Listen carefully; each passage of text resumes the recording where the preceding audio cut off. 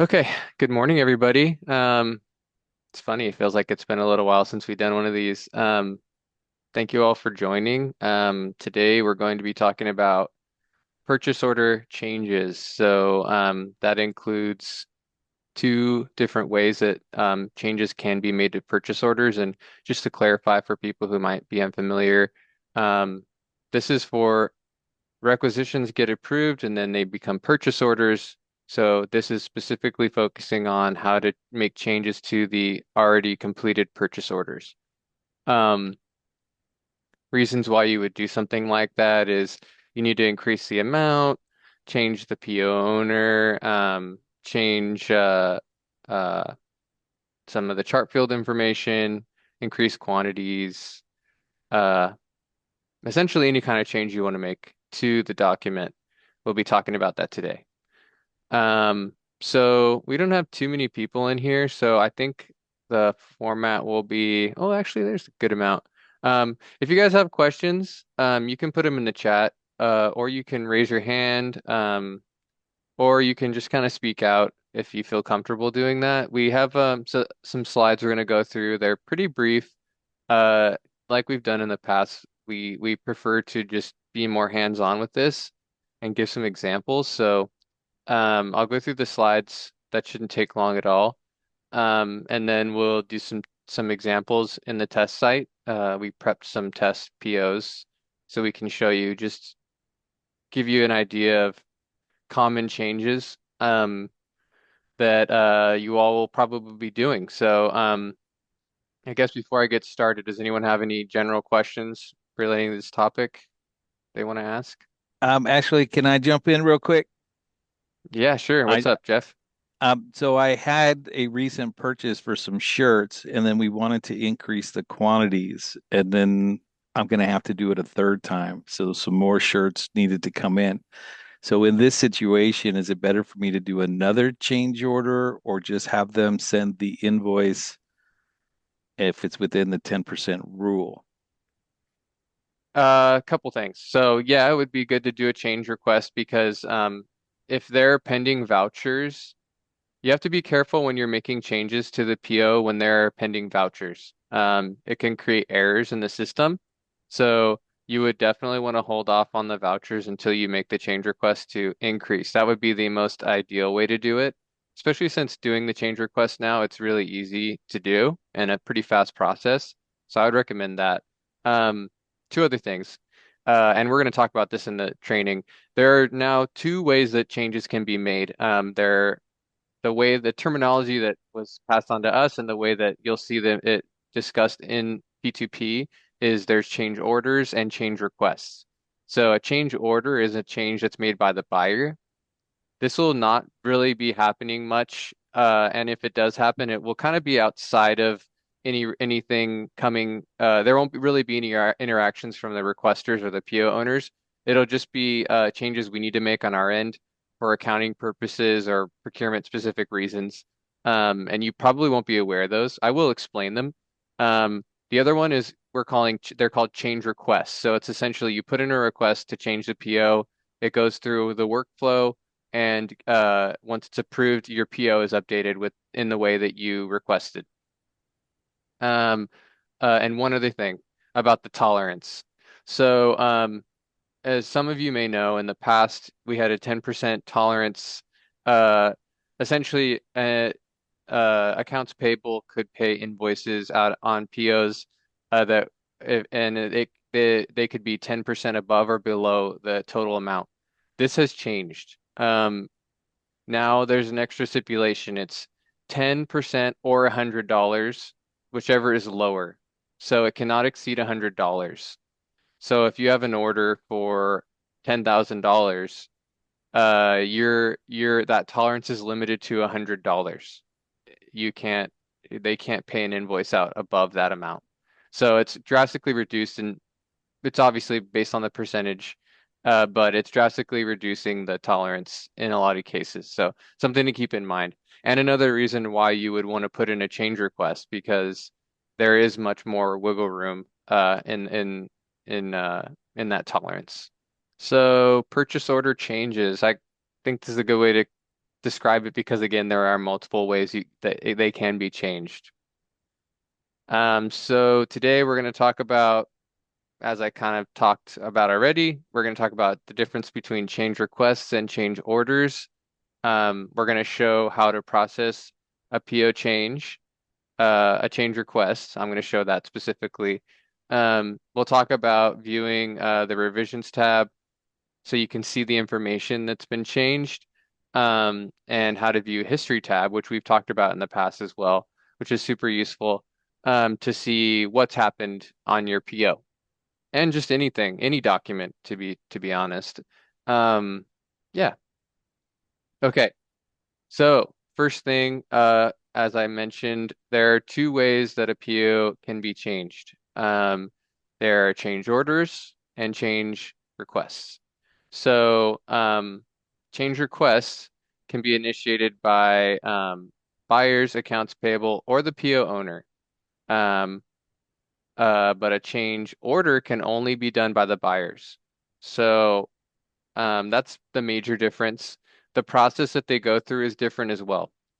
Um, uh, One thing to note about change requests is that a change request can only be initiated by those groups that I mentioned, the buyers, accounts payable, or the PO owner.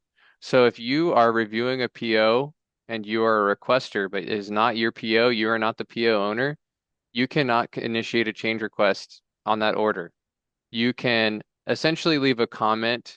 If you try to initiate a change request and you're not the PO owner, you'll essentially be leaving a comment to the PO owner saying, "Hey, can you do a change request for me?" So it's important to note, only the PO owners can do the change requests, uh, other than financial services staff, so the buyers and the accounts payable. Okay, so this is a nice visual, kind of gives you an idea of how the process goes. So as you can see for change orders, as a buyer, we can just go into any PO and make changes. This is a lot of authority that we're given, but again, we're only doing this in scenarios where very few scenarios. If a PO needs to be updated, and we're most likely going to tell the department or the PO owner that they need to initiate a change request, because we shouldn't be changing your POs. The name P owner kind of gives you an idea of the authority that you have. You're the owner of the PO. You're the custodian of that PO. It's your responsibility to make sure it's updated. Um, so for change orders, a PO, you would go to the PO. Again, the buyers can do this. Do the edits that you need to do, and then finalize your revision, and it'll update the PO. Again, only the buyers are doing that. For the change request, there's a more of a workflow. So you would go to the PO that you want to change, go to change requests, um, initiate a change request. At that point, it will create a change request, which is essentially a draft of your PO, a copy of it. You would make your changes to it, and essentially you can edit pretty much everything on the PO at that point. You make your changes, submit it. It will send it back into the workflow. I don't know why it says requisition. It's actually the PO workflow, I believe. Maybe that's the terminology that's used, but it'll go back into the workflow. So um, it'll go through DOA approval, and then it'll go to procurement review for approval. Once procurement approves it, um, the changes will be applied to your PO. So it reinitiates a workflow. Um, Obviously, if you increase the amount or make changes to the dollar amount, your DOA approver would need to see that and reapprove it, which is kind of why that happens. And then it comes to procurement. When we look at it, and you'll see this in the demo, it essentially highlights all the things that have been changed, and we'll review those things. We have the ability to make changes on our end at that point as well, just like a normal approval. And then once we approve it, the PO will be updated. And when you go into the PO, you'll be able to see the change requests, their associated documents, just like vouchers or requisitions. Um, some important things to note. Before you make a change, it's really important that you check the current condition of the PO. Kind of to what Jeff was saying. If there are any vouchers, payments, receipts, or unfinalized edits to the PO, you need to make sure those things are resolved before you do your change request. Um, so depending on what activity has taken place on the PO, certain changes should not or cannot be made. Otherwise, errors will occur. Like the example I said earlier, if there's a voucher that's in process, that needs to be finalized before a change request can be approved. This is mostly because if the POs get sent to CFS once they're completed. So if there's a voucher in process and then we update the PO and the change request is approved, then the voucher is going to be see two different amounts on that PO. It's going to see the amount that was initiated when the voucher was created, and it'll see the amount that you increased the PO, and it essentially causes an error in CFS. So it's important that we make sure that the voucher process is completed before the change request is completed, and if in that scenario. Any questions about that? They're actually in the live site. I don't know about in the test site because we're doing these examples in the test site. In the live site, there are notifications that will essentially alert you to this when you're doing a change request. It'll say, make sure that there's no vouchers pending before you submit.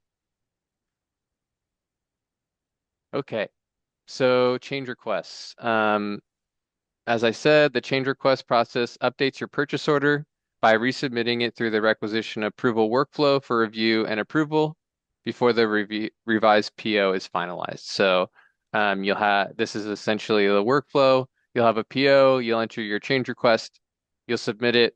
It'll go back into the workflow to and it can trigger other approvals as well. It will trigger whatever approvals are required because of what you've changed. Once the workflow is complete, your PO will be updated. Um, Again, it's important you check the current condition of the PO. Um, Mostly the people who are going to be doing this is it's going to be PO owners. So hopefully you're paying attention to the PO and the status of it before you make changes to it. I think this is kind of inherent, but it's worth noting. Again, you need to make sure you need to check for vouchers, payments, receipts, or any unfinalized PO edits you um, before you enter a change request. If there are edits, there's a notification on the PO. It'll tell you that there are unfinalized edits. Um, at that point, you might have to reach out to the buyer and have them and work with them to make sure that that's completed. Um, And then, as I mentioned before, once the changes are updated, the PO changes will be sent into CFS to update the PO in CFS. Because POs requisitions live in P2P now, but the POs do, after they're completed and approved, they do move into CFS. So the change request will also update the PO and make the change in CFS once it's completed. Okay. I'm going to show you this, but I'll just kind of talk through the steps first since we have time. Um, this is the whole process that you'll be going through. So, the first thing you do is you would go into the purchase order that you want to update. Um, you'll select the document actions ellipses, which is essentially the three dots at the top right hand of the screen. Again, I'm going to show you this.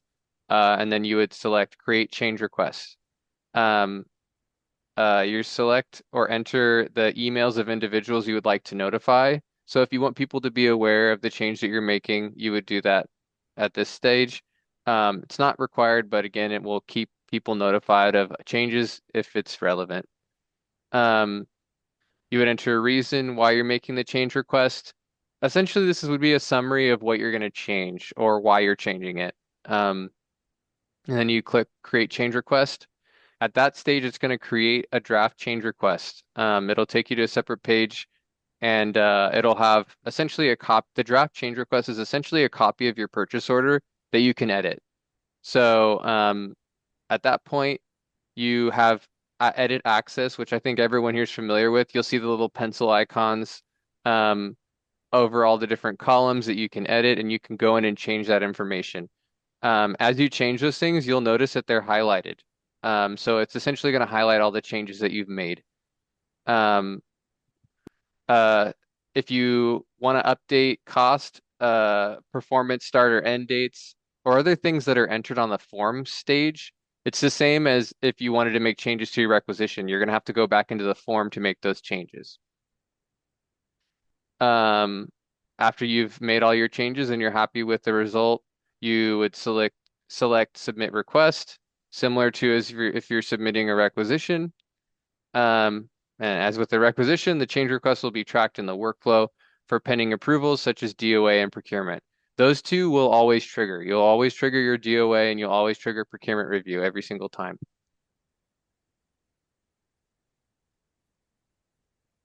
Okay, Jeff, do I you have think a question? Um, there is a question. I was waiting for a second there. So because I've already submitted my change request once and need to do it again, am I going to start with my change request or go back to the PO? no, you go back to the PO and you just start a new change request. Yeah. Okay. It Okay. all originates on the PO. Yeah. Thank you. Yep. Great question.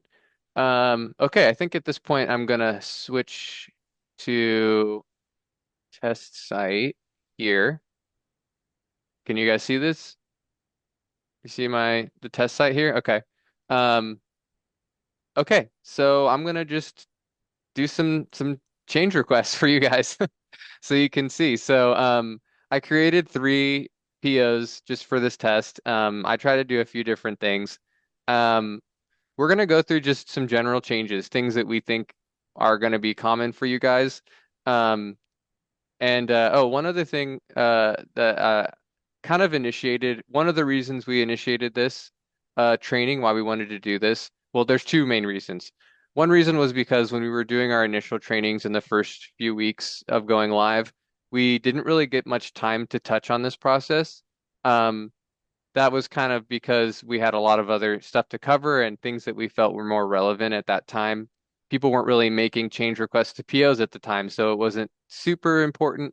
Now that we're a little farther along in the process and people are at that point where they're starting to make change requests or need to make changes to existing POs, we felt like it was a good time to kind of revisit this topic in more detail. And then also, we have seen some change requests come in where people are essentially creating a change request, going to the point where it asks for a reason why, and just kind of typing in what they want to change, but then not changing anything. And based on what I've told you already and what I'm going to show you, that's not the appropriate way to do it. We really wanted people to understand that with change requests now, it's the responsibility of the person starting the change request to make the changes. So not only are you in the past, how we did it in CFS is essentially you would submit a requisition telling us the PO number and what changes you wanted to make. If you wanted to add lines or something like that, you would add them onto and we could bring them into the PO. But we want to kind of get into people's mind that the process is changing now. So you guys are going to be responsible for making the changes to the PO directly, which is a great thing, to be honest. Instead of you telling us what you want us to change, you guys can just change it yourselves. There's no, it doesn't, it's a simpler, more streamlined process. Um, yeah, so here we are. So I'm going to go into one of these POs. I'll start with this first one here. I'll just kind of go over the PO really quickly with you guys. One thing is, as you can see right now, I have edit status to this. Imagine that I don't. Like again, I'm a buyer. I have a buyer role in the system, so I can edit any PO at any time. This is not going to be the case for you. So use your imagination and pretend that I cannot edit this PO at this point. Um, but I need to make changes to it. So this PO that I made is for what's this one?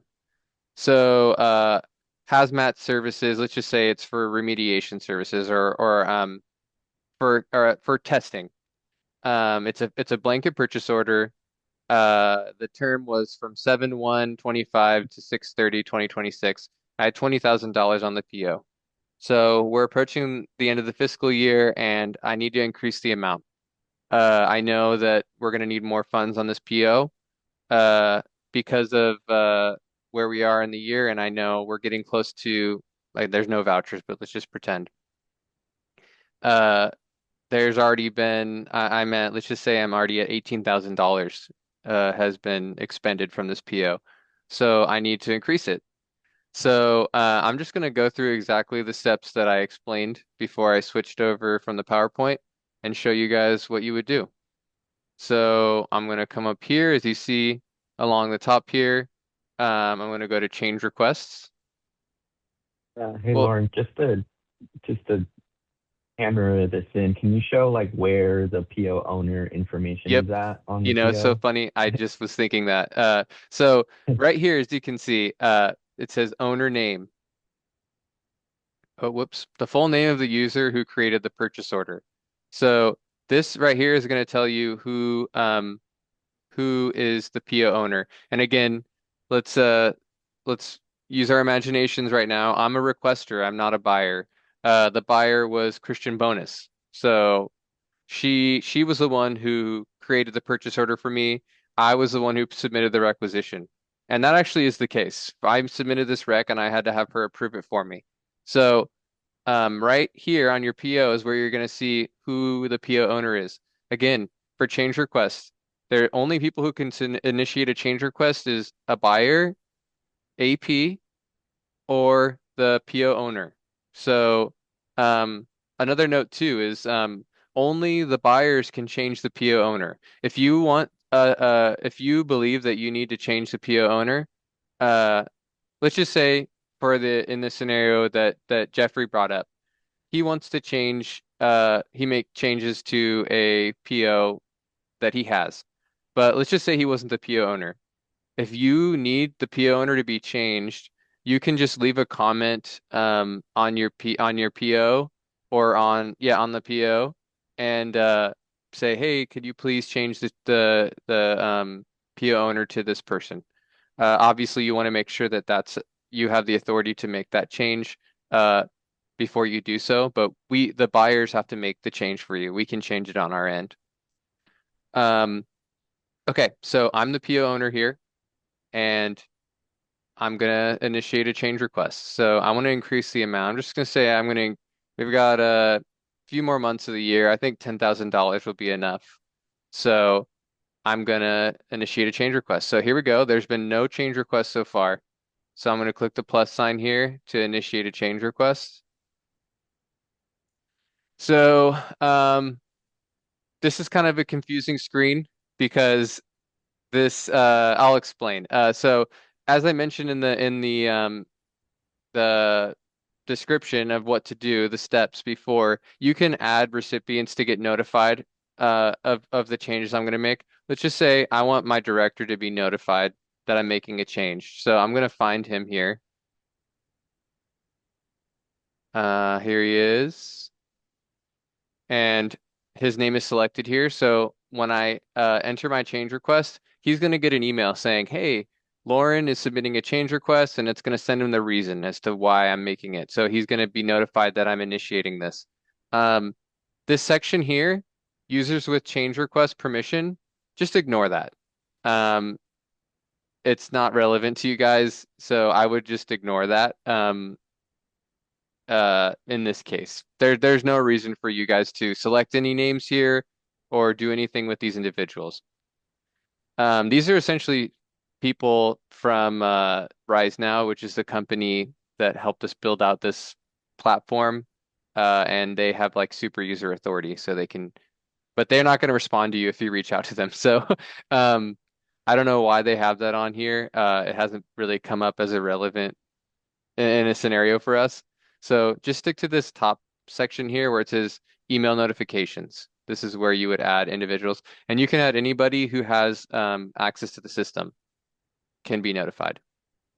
So change request reason. I need to add $10,000 to the this PO. Simple request can be more complicated. If you were going to make more changes to the PO, try to detail that stuff here. You have 1,000 characters, so you can kind of go into a little bit of detail about what kind of changes you're going to make. Can I ask a question here? Yeah, what's up? So with the shirts, Kim Ball had already approved these. Does she need to be recontacted when I'm making change orders? Um, it depends on the scenario, but if you're just purchasing more, right? You're increasing the quantity. Correct. Yeah, no, she wouldn't need to. If you've already had your artwork approved and it's already gone through that approval process, if you were adding additional items with different design, yeah, she would need to be um, she would need to approve that as well. But So, if you're just increasing the quantity, no, you would not need that.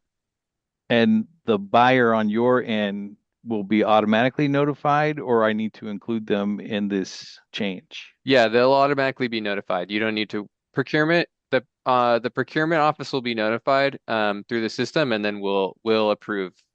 And if we need to communicate with you in the process, we would do that. It's essentially the same. We're going to go through the same process we would if we were reviewing a requisition you submitted.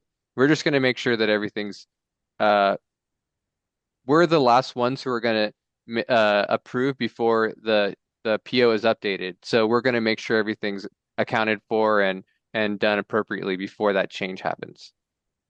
Yeah, but you Perfect. don't need to Thank you. do anything on your end. Yeah, we'll make sure that the appropriate person is reviewing it. Thank you. Yeah.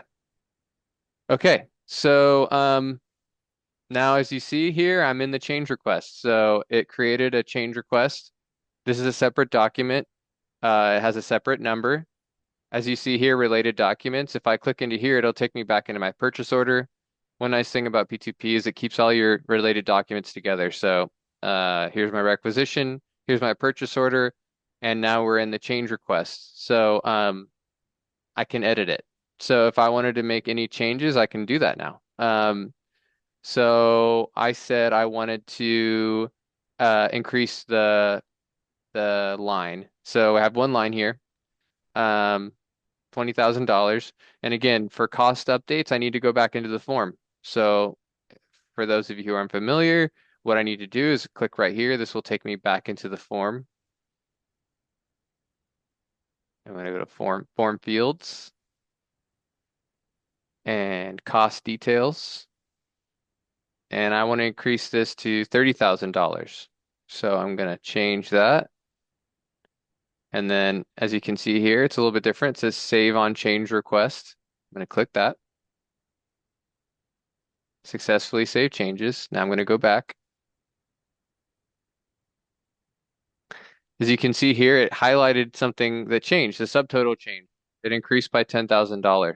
So everyone who's in this review is going to see that this is highlighted now because it was updated from the PO. If I scroll down here, as you see here too, $30,000.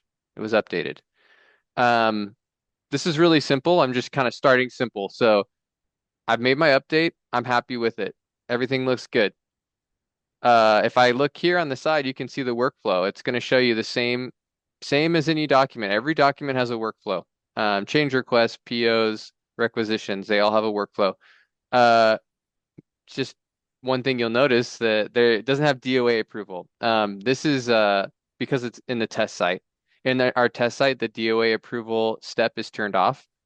After this wait for validation one, there would have been DOA approval. And this is triggered in the exact same way as it is on requisitions. If it's based on the chart field string that you put in there. So if you had changed your department ID to a different one, it's going to trigger the DOA approval based on the department IDs that you have. If I did, since I didn't change it, it would have been the same DOA approvers as who approved my requisition. And I'm pretty sure of this. Even if you don't change the dollar amount, it's gonna go through DOA approval again. Um, just something to keep in mind. It's always gonna go to DOA approval and it'll always go to procurement review. Um, so as you can see, let's just again use our imagination. Right here, it would have had DOA approval, then procurement review. The procurement review is triggered by the commodity code. As you can see here, it's the two people who can approve it are Alex Rosales, the director. He's in every single commodity code for approval, and Christian Bonus Jose. So those are the two people who would be able to approve it. And we're actually going to move this one all the way through. So I'm pretty comfortable with this. Looks good. I don't need to change anything else. So I'm going to click Submit Request. And just like the requisition, I'm trying to push this home. It's very similar to the requisition workflow process. It's just you're updating a PO instead of submitting a new request. So I'm going to click back into my change request. As you can see here, pending. It says right at the top what changes you were going to make, which is nice because anyone who's coming in here is going to know right off the bat, oh, what do I need to look for in my review? Uh, I need to add 10K to this PO. So, um, and I can see right here that so if I was the buyer reviewing this, I would know exactly what I needed to look for. So, let's scroll down here. Oh, I'm going to refresh. It's going through some automated steps. Okay, now it's in procurement review. So, KB, if you don't mind approving this one, so we can show what will happen, that would be great. Sure. Um, Great, thanks. So, just wait a second here. Anyone have any questions? This is kind of the simplest way this can go. But this is it. This is the process, the bare bones version of the process. So, um, any questions at this point? I Okay. actually have a question. Um, Yeah. I know it's highlighted for 30,000 and you said I need to add 10K to this PO. Is there something on here that would show someone that it originally that 20,000? Yeah. So, that's a great question. So, well, two ways. I could go back into my purchase order and see what the amount was there. Okay. Because the PO hasn't been updated yet because the change request hasn't been approved yet. But you can also come into, actually, let me go back to the PO. So I'm going to go into the PO. I just opened it in a separate tab here. If you Mhm. see here, I can go to history. I don't think it's going to show yet. Okay, yeah, it doesn't show that the update was made. It just shows that I created the change request. So, um, let me see here. Should I approve it now? Not yet. Uh, Let me see. Hold on. Uh, so this has a history as well. So if you look in I, the history of the change request, if you see it says on line 1 at yeah. 1032, I modified the requisition. I increased it from 20,000 to $30,000. Okay. And it says price changed automatically due to an update, meaning that I manually updated it. Um, when it updates the PO, you'll also be able to see that in the PO. So let me see if it's been approved. Still pending. I just Nope. approved it. Okay, perfect. Thanks. Thank you. Yeah, no problem. Just generally, if you ever need information about what happened, and I'm speaking from experience because a lot of times our role in procurement is I like to say this, we're like detectives. We kind of have to look and see what's happened. Uh, and it's a lot easier to try to do an initial search and see what had happened beforehand than going and asking people questions. Um, so the history tab is great. So it's going to show you every single little thing that's happened on any document in the system. Um, it shows you every manual and automated step that happened. So I really personally like this because I'm always going to look at this first before I reach out to anybody to ask what has happened. Because it's clear, it's straightforward, and I know there's no user error here. It's going to tell me exactly what happened. Okay, so let's see. I'll show you another place you can see it. Okay, perfect. So I'm on the history tab. You see here, requisition approval process completed. So as you can see here at 10:38, KB approved it. Um, it passed the budget check and it approved. So now if I go into my purchase order, which I had to open in this separate tab, I'm going to go to summary. There you go. $30,000. So it's been updated. And I can see that there's a change request here, which I could see there, what had been changed. I can also go into this tab here, revisions. So revisions are changes that are made to the PO. This will include change requests and change orders. So if there's no secrets in P2P, you've heard us say that. If a change order happens, so if a buyer makes a change to your PO, you're going to see that here too. This includes change orders and change requests. So here you go. PO revision um, at 3:26 at 10:38 a.m. Um, this is just kind of a overview of what was changed. Of a record of the changes. And again, I can come right here and go into my change requests and see um, what's happened. So I recommend that you look in the PO. The PO is going to show you and link you to any changes that have been made. Um, let me see. Let's see what the history tab did.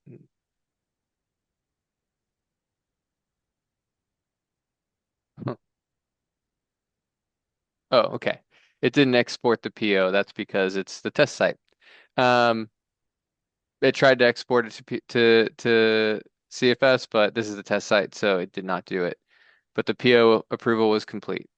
So yeah, and then as you see, there's a change request here to the example that Jeff brought up earlier. If you had another change request, you'd see another line here for a separate change request. And the revisions, you'd see another revision in here as well. So there are a few different places you can track the changes. Um, any questions about that? I'll go through a few more examples. Um, Actually, does anyone have any specific changes they would want me to see me do? I have two more POs I can make changes to. I could change this one again as well. If not, I'll just kind of go through some general stuff that we see often. Um, but I'm open if there's any specific scenarios you guys want me to cover. I have one, Lauren. I think I submitted a purchase order, or I have a supplier, like there's a general supplier, but I need to remit the payment to a specific address that's different from the supplier, right? Because it's like the state of California and then it's a place in Los Angeles. So how would you do that for a change? Okay. I don't think you could do that through a change request. That Oh, would be more, I'd have to kind of hear more details of that scenario. And if you want, we can talk about it after this. But okay. to me, it sounds more like something that you said it's the remit to address needs to be updated. Yes. So Because I that don't is, I don't think I did it. yeah, that's okay because you can't. So the Okay. vendor needs to do that. So um, in this system now, the suppliers are responsible for adding or changing their remit to addresses. Um, so it's something that they would have to do on their end. Uh, Even if the invoice has a specific remit address information? yeah, because we can't change their profile, so they would have to update that on their end. That's a great question. Mhm. I would actually probably direct that more to accounts payable. But if you reach out to me or to anyone here, we can help you figure that out. Okay, thank you. Yeah, that wouldn't necessarily be something you would change though. Any other questions? Anything you guys want me to show? Otherwise, like I can just show a few more examples of different things. Okay, gonna move on. I'm gonna go back to my purchase orders. So just some navigation stuff. I'm gonna go to the shopping homepage, my purchase orders. This is just showing purchase orders from the last 90 days, so it's perfect. It's showing the three that I created just for this example. Um, so here's the one that I just updated to $30,000.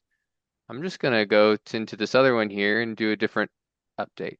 So this is another blanket order I made. It was for Scorekeeper. So a blanket purchase order for, we get these a lot from athletics. They have individuals who do scorekeeping for games, and they create blanket purchase orders. So as they submit, or as they complete services throughout the year, depending on what season it is or what type of games. They can just pay them directly out of those blanket purchase orders. So yeah, so again, I got $20,000. Let's see, what do I want to change on this one? Let's go to the summary. Hey, Alex, can you think of anything specific I should change? Doesn't have to be specific to the scorekeeping thing. If there's just certain things you want me to show. Um, Yeah, I think people update chart fields every now and then. okay, I'll Um, do that. yeah, chart fields. Um, let's I could see. update. I'll just change a You couple could do a things on this one. delivered to, yeah, Yeah. delivery to location. Okay. Cool. I'll do those two things. So, again, pretend that I can't edit this right now. I need to change. I'll change those two things. Let's just say I need to change the deliver to address, um, and I need to change the chart field information. There's been no vouchers against this, but I realized when I got it approved originally, I submitted the wrong chart field information. So maybe I have some invoices already and I'm holding them off because I need to change this before I can pay those out so that they'll come out of they'll be accounted for appropriately. So I'm going to come into change request again, initiate, create change requests. I'm going to add, uh, he's going to ask me, why am I getting these emails about changes you're making? But that's okay. Uh, uh, PO entered with incorrect chart field or department ID, and deliver to address. Let me see. I'm gonna reword this. Uh, update department ID and deliver to address. Create change request. Okay, again, I'm in a change request now. It's a draft. It gives me a document number. As you see here, it says draft because it hasn't been submitted yet. Here's my change request reason at the top, and I have edit access. So first thing, I'm going to edit my deliver to. So I'm going to just change this to here, deliver to location. I'm going to change it to athletics office. I know where it is. I don't know the name of it. It's the ticketing office. It's okay. I'll just change it to another office here for my lack of imagination. Sorry, everybody. Okay. So I changed that. Let me save it. As you can see, there's that change that I made. And I'm going to change my chart field information. So chart field information and deliver to, that's changed on the change request. I don't need to go back into the form to change that. So I'm going to edit the chart field. I'm going to update the department ID to, I don't know what. I'm just going to pick a random one here. Let me try athletics. Do Let's like see. AP for athletics, yeah. Yeah, let's try that. Accounts payable. But you gotta put that in Oh, the description. description. Yeah, They're whoops. 10006. Oh, there we go. Thank you, Alex. Perfect. Okay. I'm gonna save that. See here, it shows that I changed that. Um, let's just say I want to change the performance start and end date too. Let's just say I know that I'm not going to need them till the end of the fiscal year, and I wanted to update that. So I'm going to go to goods and services request. Form fields.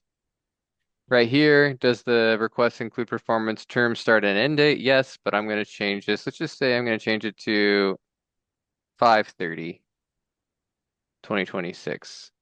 So then I'm going to click save on change request. Go back to my change request. So as you can see, this is essentially the same as if you were editing a requisition at this point.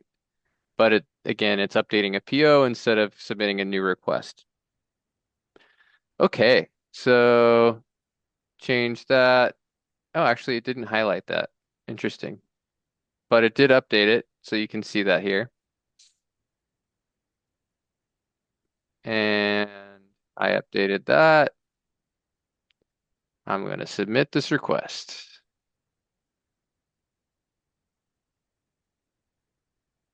And again, here we are, showing me that my change request is submitted. I can go back into the change request and see where it is. It's going through automated steps. Again, it would stop in DOA approval first. And so just to drive home the idea with the chart field information, since I changed it to accounts payable, and I don't think this will happen often, but because hopefully you would recognize before you had created a PO that you entered the wrong chart field information. But and I changed this from contracts and procurement to accounts payable. So in that case, the approvers, the DOA approvers for accounts payable are entirely separate. I know there are, for example, for athletics, they have approvers or DOA approvers for multiple chart fields. So if I was changing it from within uh let's just say one that had the same, well, what am I trying to say here? Um in the example that I showed just now, I change it to a chart field or a department ID that has different approvers than the one it was on before. In that scenario, it's going to trigger the DOA approval from the people who are under that new chart field. If I was actually changing it to a chart field that was under the same DOA approver, it would trigger the same DOA approver who approved the initial requisition. So hopefully that's clear. Um, okay, and I don't know who's doing this one. Let's see. This is KB again. So if you could approve it for me, it would be great. I can send you the number if you want.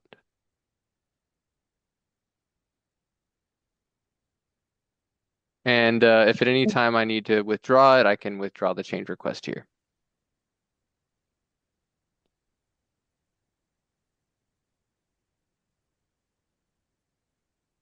Let me know when you've approved it, I KB. approved Oh, it. you did. Cool, I see it.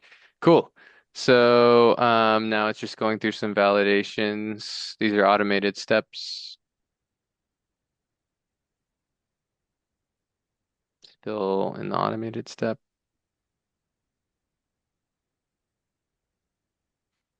Still an automated step. Okay, it's updating my PO.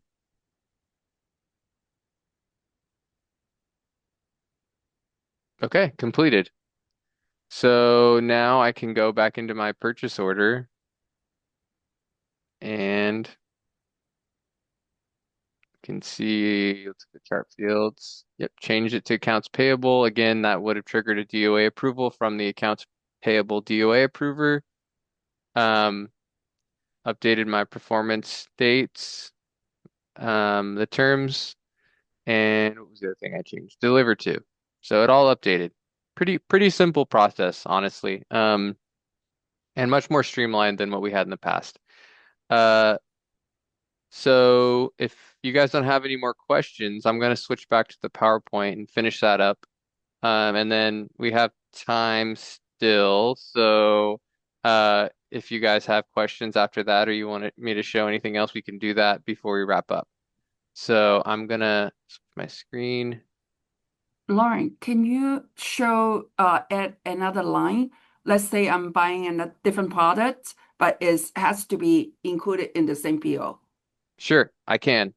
Um, it's okay. So in our initial PowerPoint, we were considering including how to add a line. It's kind of a complicated process. I will show it, of course. Um, but it's not an intuitive thing, and it's not something that I was saying this earlier. Unless we showed you guys how to do this, I don't think anyone would figure it out because it's not intuitive. But I will show it. I will show you that. It's a great question. Um, Let me actually do that right now. So, okay. Great question, Stella. Let me go back to my purchase orders again. So I'm going to go to orders, purchase orders. Oh, whoops. Let me just do it the way I did it before so so it's clear. Oh, sorry. Shopping home, my purchase orders, and let's do this one. This last one that I haven't shown you guys yet. So, um, this one I put in was a commodity order. I said it was for boxes of tissues, a lot of them, 150 boxes, at 250 each. So let's just say I want to add another line for paper towels. I know it's a simple example, but um, I will show you guys how to do that. Um, One thing that's kind of strange is, and Alex, I just want to confirm this before I do it. So I initiate the change request, then I do the new the new cart, right?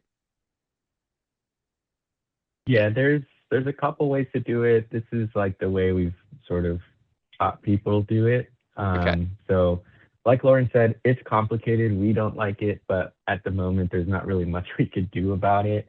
Yeah. Because again, P2P is a CSU wide thing. We're all in the same boat. So we'll try our best to explain how to add a line to a PO via change request. But if you don't remember all of the steps that we're about to get into, you can schedule a one-on-one training either, on Zoom or in person, and we can help you get that line added. And then we'll also develop like a, quick reference guide on this. Yeah, just to help everybody out. So. Yeah, I think the biggest issue is it's just not intuitive. That's for me. It's not something you would think to do, but once you know how to do it, it's not a big deal.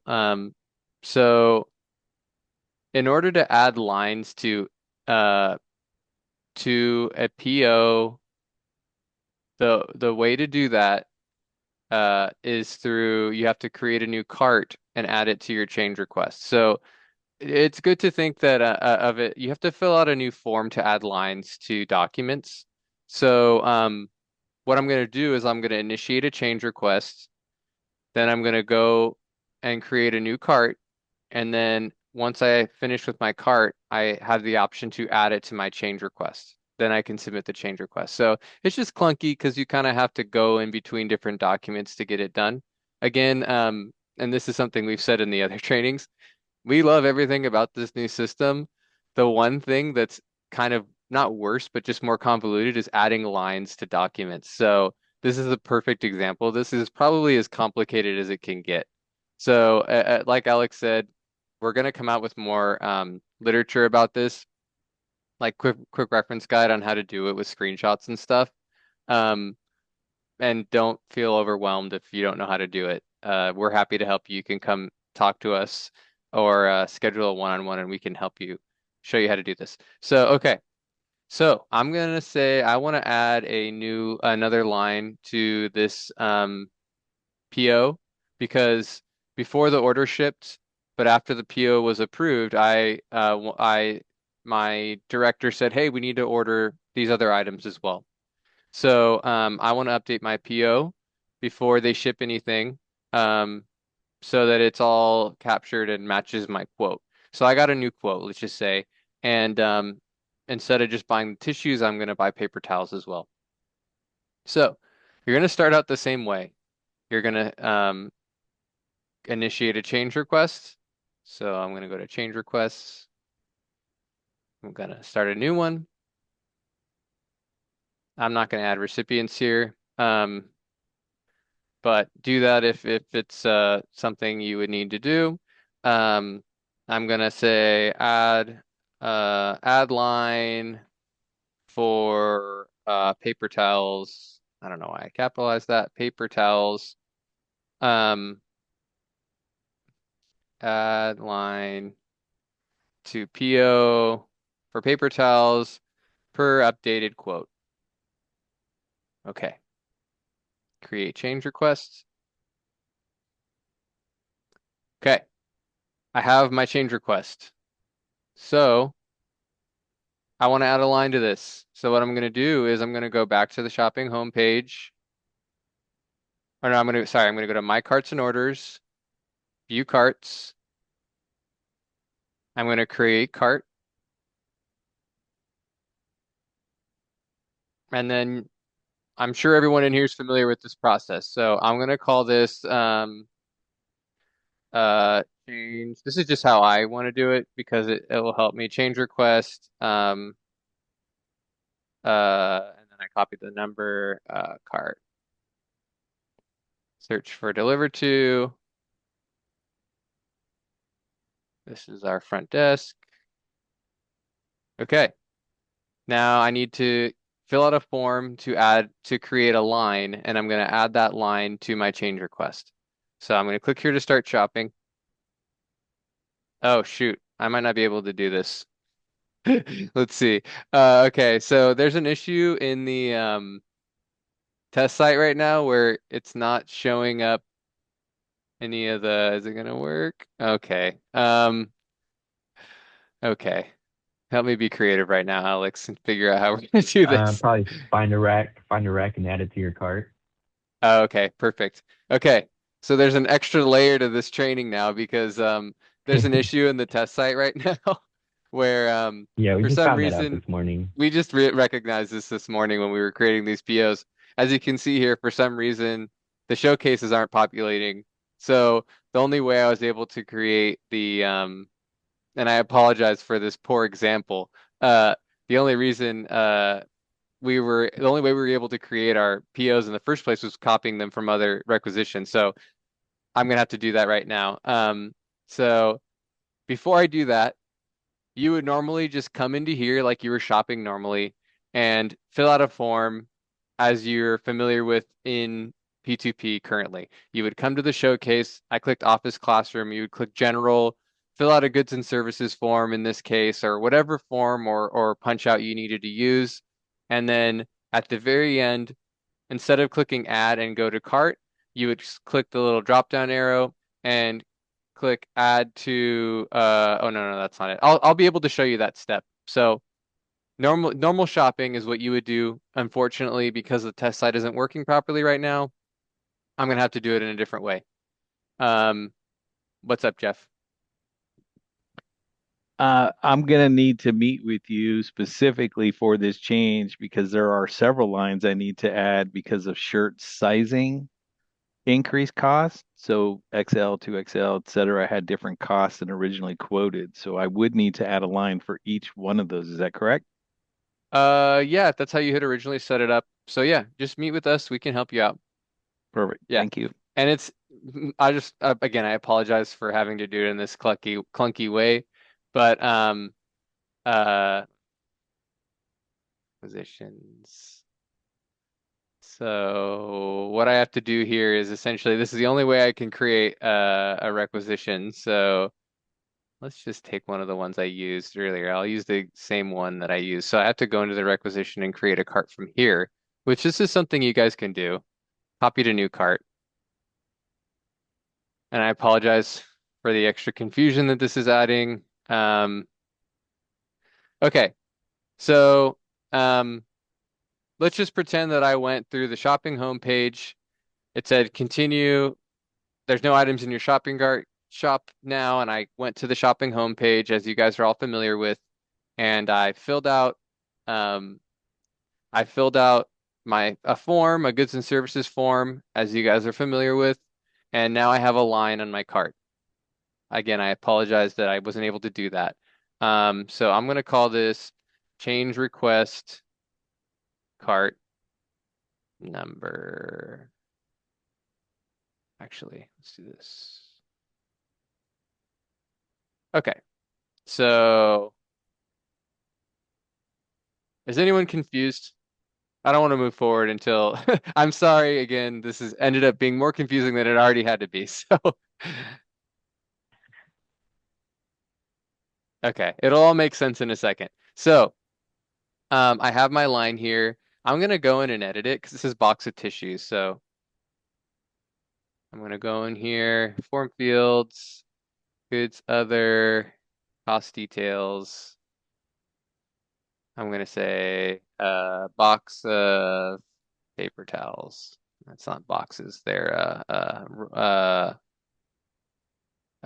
paper towels, 12 rolls. I don't know if that's how many, 6 rolls. 12 rolls, that would be quite a big thing. And let's just say they're 750. And I'm gonna buy 50. No, that's a lot. 20. Okay. General supplies looks good. Taxable, yes. I'm gonna click save. And I'm gonna go back to my cart. And this is the part that's kind of unique. So I believe I'm gonna select this. Okay, yeah. So, okay. Now I have my cart, I have a line. I created a line and I want to add this line to my change request. What I'm going to do, and this is very important at this point, is you click the line you want to add. I could have multiple lines. If I wanted to add 5 lines, I could have added, to your point, Jeff, I could have added all the different lines I wanted to add to my change request in one cart, right? So I'm going to select the lines that I want to add to my change request. So I just need this one line, but there's only one, so it selected everything. Click this, actions for my selected items. A lot of options here. So this is it. Add to draft cart or pending, or add to draft change request right here. So I'm going to click that and it's going to pull up the draft change request that I have. So it's important that you name your items because it would just have a bunch of numbers here. That's why I always tell people it's really important that you name your carts because if you do that, you're going to see it. So so I want to add this to this one, change request test cart number 3. I named my change request that, or my PO that, so I would know. So this is the PO name. This is the cart name that I used to create my PO. This is telling me that it's a change request, and this is the document number. I saved that number so that I would remember. I'm going to click add. Okay. Now I'm going to go back to my home. I'm going to go back to my purchase order. No, no, here. I'm going to go to orders, change requests. And I want to search for that number that I saved. Wait a second. My change requests. Here we go. No.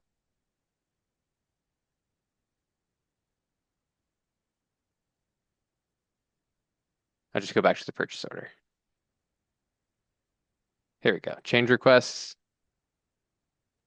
I'm going to go into my change requests. And here it is. Here's my line. So again, important to remember, you can always get back to your documents if you go back to your your PO or your requisition. And as you can see here, it added the line that I added to it from the cart. So like we said, this is a complicated process.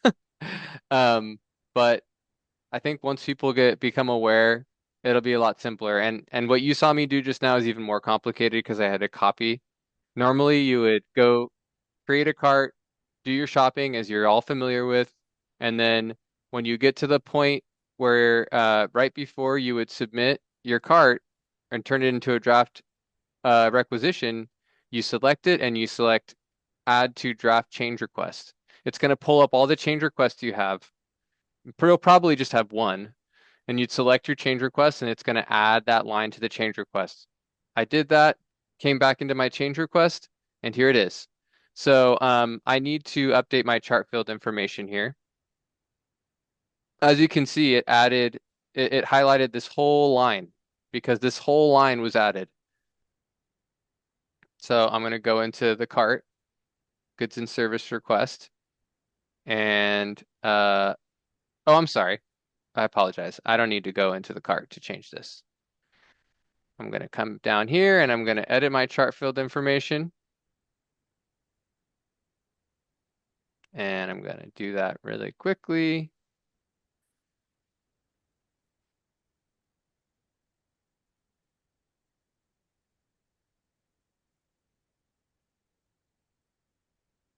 Department ID.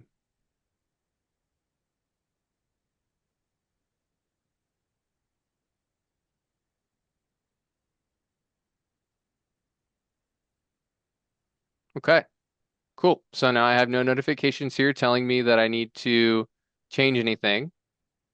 I, of course, want to review before I submit and look, it added my line. Here it is, 750, 20 roll, 20 items. It's $150.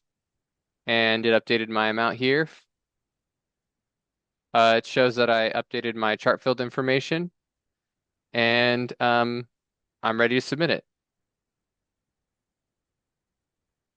So I'm going to submit the request. You see if the chart fields are the same. They are. Okay, so I'm going to submit request. At this point, it's the same process. The real complicated part is that you have to go outside of your change request, create a new line in a cart, and then add the cart to the change request. So the thing that I think makes it complicated is you have to start your change request, then go out of it and create another document that you add to your change request before you submit it. Again, we'll explain this in as simple and clear of a process as we can when we create the quick reference guide. And if you need help beforehand, we're more than happy to help you guys. You can schedule time with us and we'll just help you do it. Yes, Jeff? When you're adding this new form that's going to be attached to the change request, does it go through the whole DOA again? Does it need to be visited by anybody? So essentially, before I turned it into a requisition, I put it on the change request. So it will go through that process, but on the change request. Yeah. So I essentially before, if I was submitting a normal requisition, I would have submitted it and it would have gone through the approval process. But essentially, I took that line that I created and put it on the change request instead of it going into a requisition. Okay, so let me see who's the buyer on this one. I think it's KB again. Let me see. Oh no, it's KJ. Can you approve this one for me, please? Yes. And then at this point, it's the same thing that I showed you previously. I've added it. I've updated it. It's going to go through DOA approval. Let's just say I added IT equipment that it would trigger IT review. It's treated exactly the same way as the reviews are treated on a requisition. It's going to look at the commodity codes. It's going to look at your chart field information. It's going to look at what form you used, and it's going to trigger the appropriate reviews for that purchase or that addition to that for that change request. I approved it, Lauren. Okay, perfect. Let's see how fast it updates. Cool. Okay, so it's the PO is updating.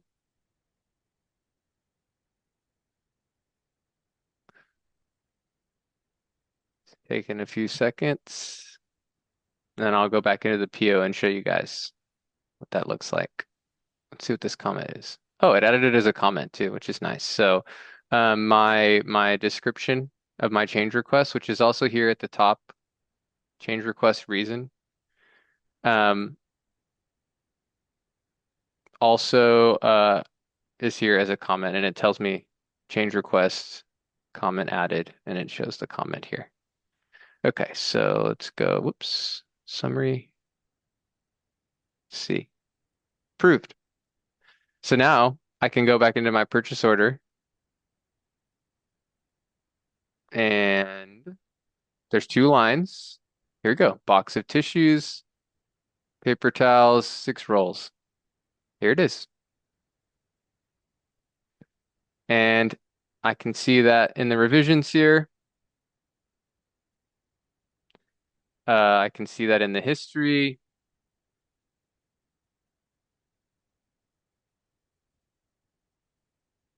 that the change request was merged with the PO. PO was placed in the workflow. The revision was finalized, and the PO approval was completed. And here it is. So again, I know I've said it multiple times. I apologize for making a complicated process a little more complicated. But we weren't sure if we were going to show this or not. We were kind of just going to wait and see if anyone asked. Um, again, not a hard process. It takes a little bit of an understanding and maybe doing it once or twice, which I think most of us probably are pretty familiar at this point to know that this isn't complicated. It's just you need to do things a couple times before you get familiar and comfortable manipulating the system and making changes. So,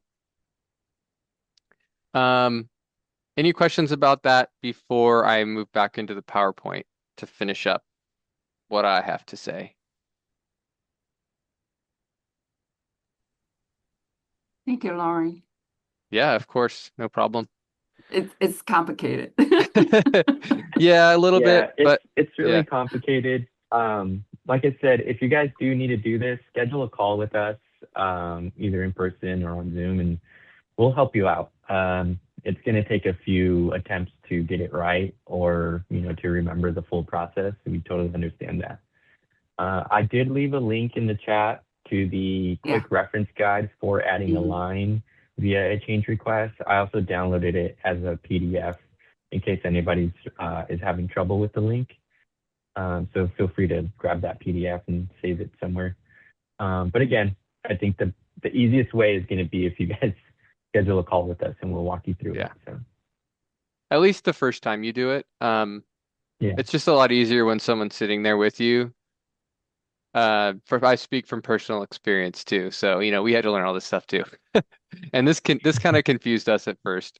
Um, okay, I'm gonna go back into the PowerPoint and just finish this up really quick, unless anyone else has any other questions. Okay, so all that we were just showing, those are change requests.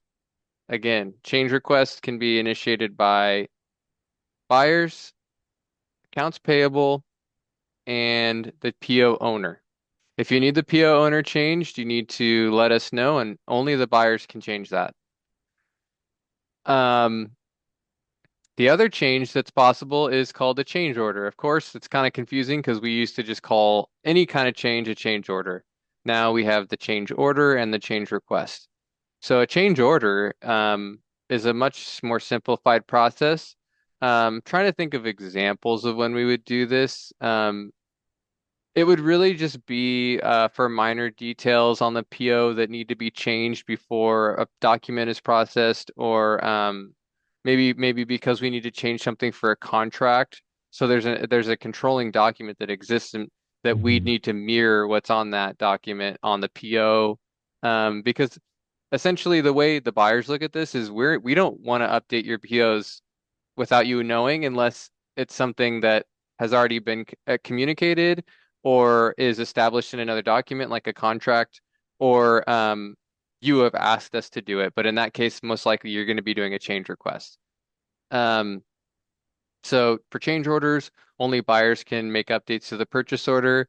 Um, how that works is we can pretty much go into the PO, update anything we need to update, and then we would select finalize revision, um, and the changes are going to be applied to the purchase order um, directly. There's no workflow. It'll just update the PO. Again, you can see all this stuff in the revisions and in the history tab if we do make those changes, so they are visible to anybody in the system. Um, uh, and we can determine at that point if we want to send the PO out again to the supplier so that they can see it's been updated or not. Usually, we won't need to do that. Um, Again, this is more of a technical thing that you guys don't really need to be aware of, but I just want to make it clear that you might see changes to your PO, and this is if you didn't initiate it and you don't see a change request, then this is what happened, and you can show you where you can see what's happened and who to reach out to if it's an issue. Um,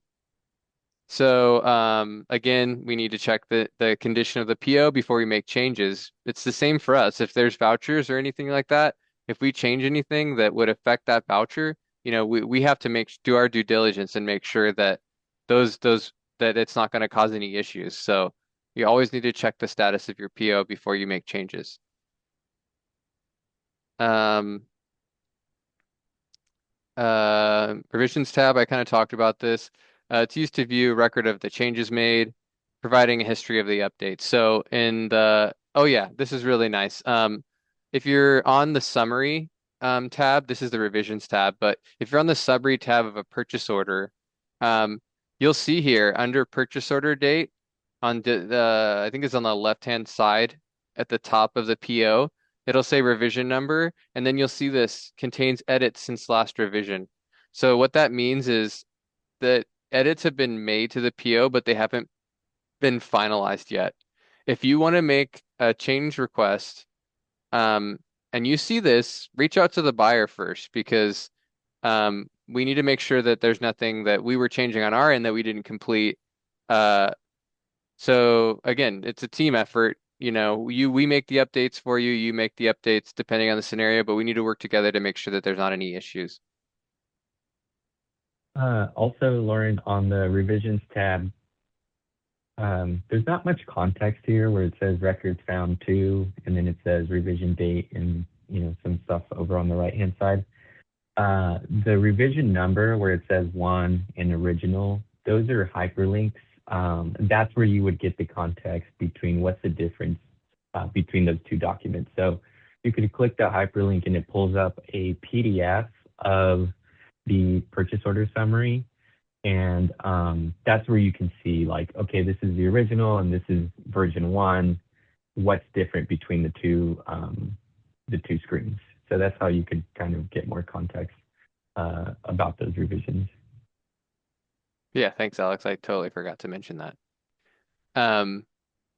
Yeah, so there's a historical document of what it was like before and what it is like now, and you can compare them like Alex was saying, if you needed to. Okay, let's see. Again, I talked about this as well, the history tab. Great place to look. But again, this is going to show you everything that's happened to the PO, not going to show you specifically revisions. It's going to show you everything that's happened, automated or manual touch. So that's pretty much it. If you guys have more questions, well, I guess before I say that, do you guys have any more questions? Um, Anything relating to changing POs? No. Okay, hold on, Jeff, then. Let's just see. Does anyone have any questions about PO changes? Again, please come to us if you need help. I think it's been going well. We've had, a couple months of doing one-on-ones with people, and a lot of people have come in, and I think it's been helpful. So we're continuing that. Then nothing's changing about that process. You can book time with us via our website, the CSUF Contracts and Procurement website. There's an entire page dedicated to P2P. I highly suggest you check it out if you haven't. It has supplier resources. It has a place for you to book time with us. It has a listing of upcoming trainings. We'll probably be doing more trainings on topics that we think are relevant based on where we are.